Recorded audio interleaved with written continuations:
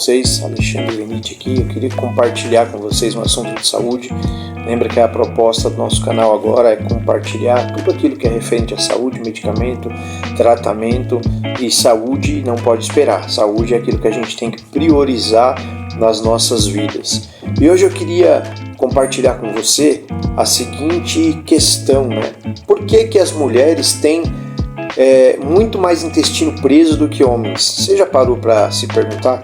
Provavelmente você, mulher que está vendo esse vídeo, tem esse problema, ou se você não tem, você conhece alguém. Não é só que é só mulher que tem esse problema, não é, mas é muito mais mulheres com intestino preso do que homens. É muito comum no nosso dia a dia, trabalhando numa drogaria, um percentual grande de clientes que a gente atende ali, de mulheres, chegar lá e procurar por um laxante, um produto que ela possa usar para melhorar essa questão do intestino preso dela, né? E por que isso acontece?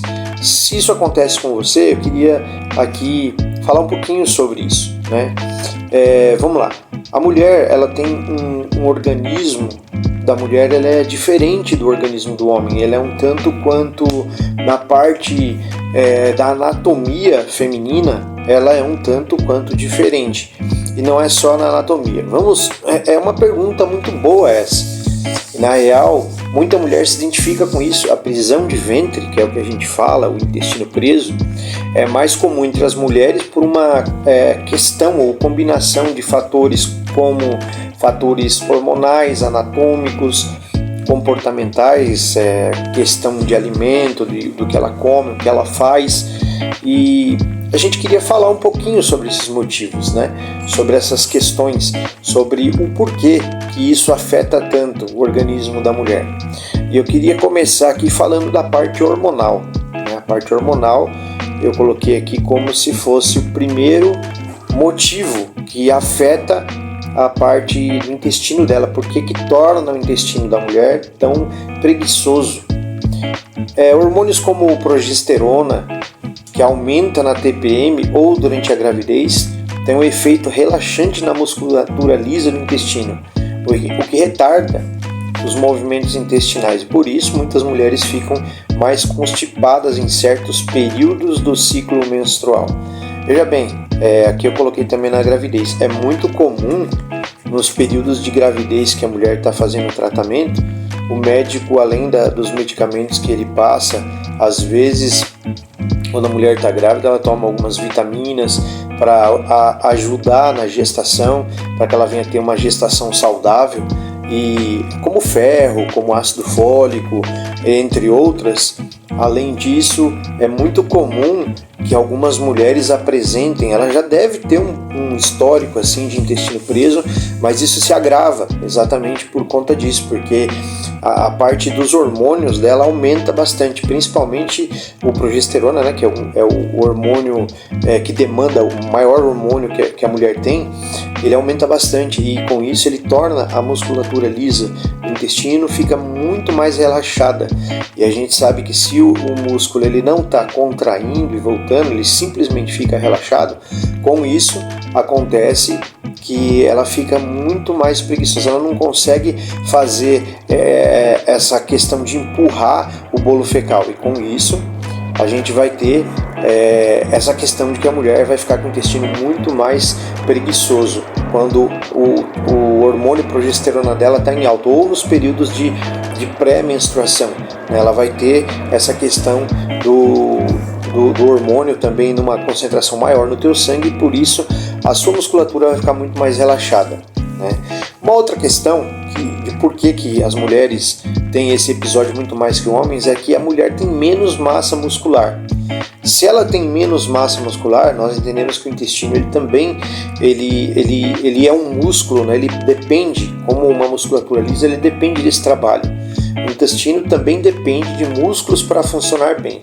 Como em média as mulheres têm menos massa muscular abdominal e pélvica, e isso pode interferir na empurração do bolo fecal, que é mais ou menos aquilo que a gente estava falando. Se o intestino ele não consegue fazer esse trabalho, se o músculo, principalmente também dessa região pélvica, não consegue fazer esse trabalho, né, o útero também, então certamente o intestino ele vai ficar muito mais preguiçoso, muito mais parado do que o intestino que não tem esse problema. Os fatores de comportamentais ou de comportamento e sociais. Muitas mulheres evitam usar banheiro fora de casa por vergonha ou desconforto, o que faz que ignorem o refluxo natural de evacuar, e por isso ensinar o intestino a funcionar menos. O intestino é uma musculatura e ela pode ser educada, né?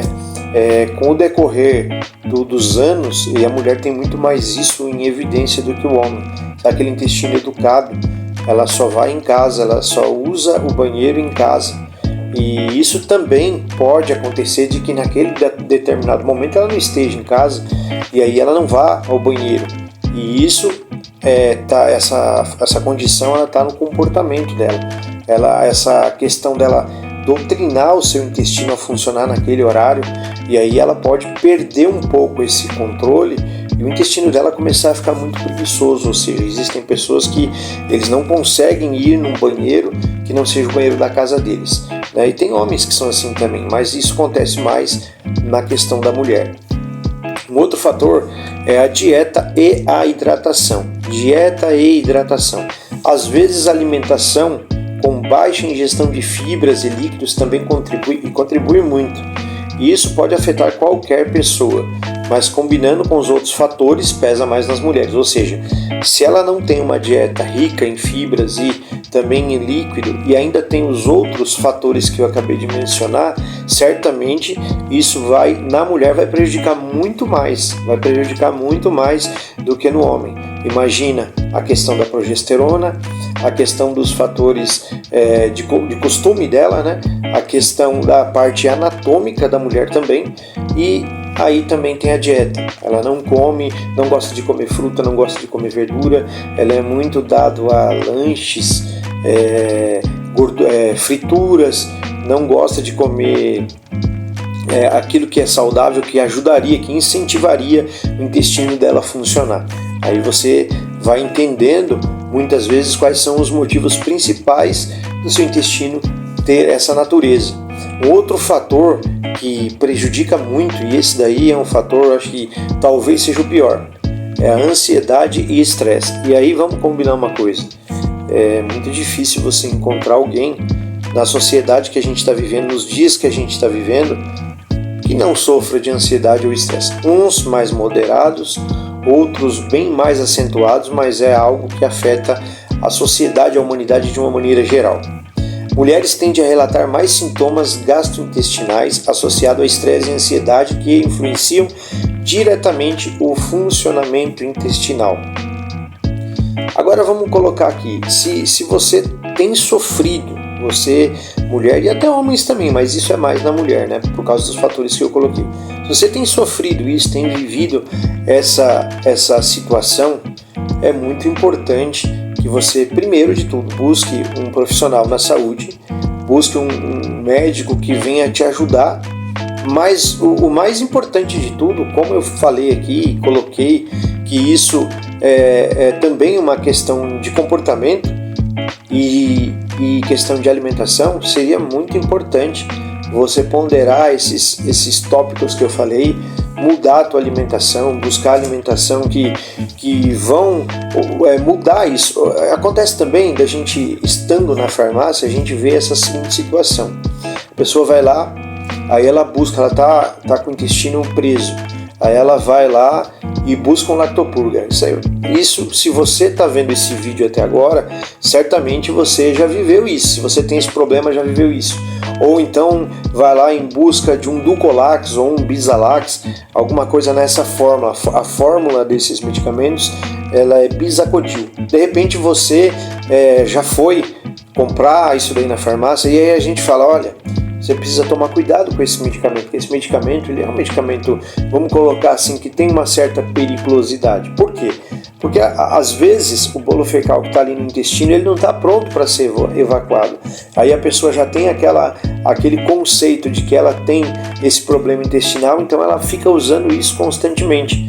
Com isso, muitos nutrientes que ainda estão ali sendo preparados ou sendo colocados, eles nem ficam prontos. E eles simplesmente passam por ali sem ter sido jogado de fato ao intestino e vão sendo eliminados. Fora que isso baixa completamente a flora intestinal, proporcionando outros problemas de virem à saúde dela. Então olha só quantas coisas acontecem.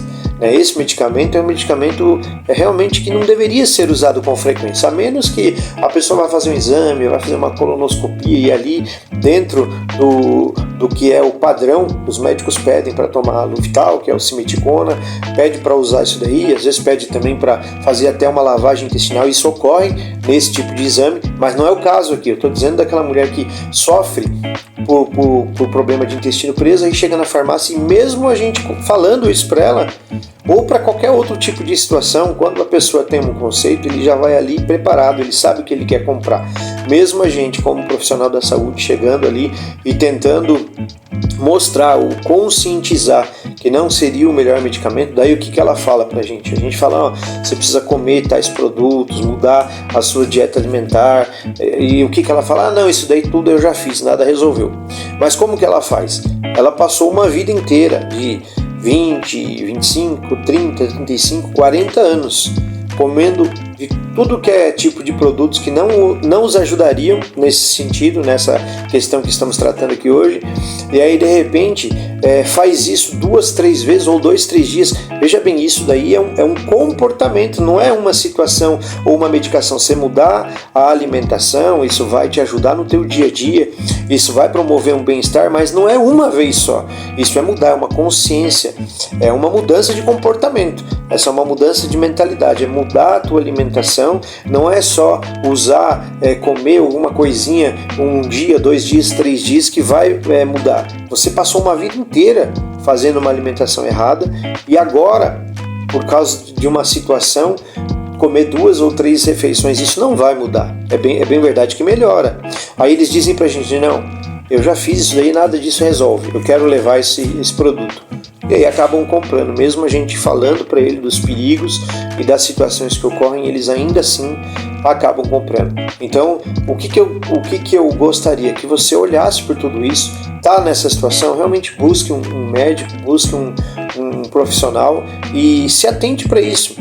Exercício físico, ele muda esse conceito, né? Quanto menos você faz, quanto mais parado o teu corpo fica, teu organismo entende que ele não precisa estar desenvolvendo certas condições, né? Se você busca fazer uma musculação, ou se não é uma musculação, uma caminhada, um alongamento, isso vai melhorando no teu dia a dia. Mas lembre-se bem, isso não é uma vez ou outra, isso tem que ser uma condição de mudança de vida. E essa mudança de vida vai te proporcionar, no geral, um bem-estar muito grande, inclusive o seu intestino vai funcionar melhor, tá bom? Eu espero que você tenha gostado. No próximo vídeo eu vou trazer também um problema que afeta muito essa questão intestinal e eu gostaria muito que você enviasse esse vídeo para pessoas que você sabe que sofrem também desse problema e que Deus possa te abençoar e até o próximo vídeo. Fiquem todos com Deus.